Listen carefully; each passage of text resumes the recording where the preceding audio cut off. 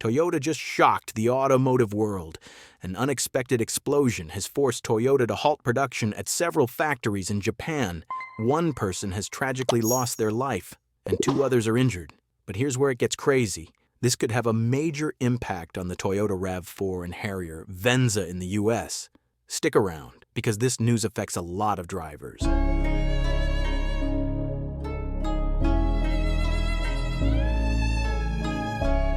What's happening?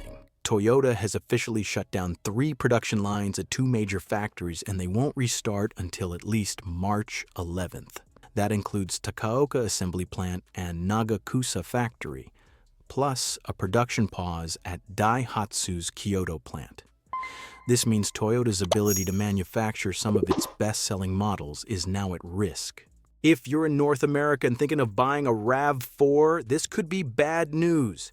Did you know that 21% of RAV4s sold in the US last year were imported from Japan? That means fewer models could be available and prices might spike. Toyota has confirmed that the RAV4 is the only US-bound model that might face delays, but they're still assessing the situation. So what's next? Toyota plans to reassess everything, and we'll keep you posted on what happens next. But tell me, do you think this will cause bigger problems for Toyota? Will RAV4 prices go up? Let's talk in the comments.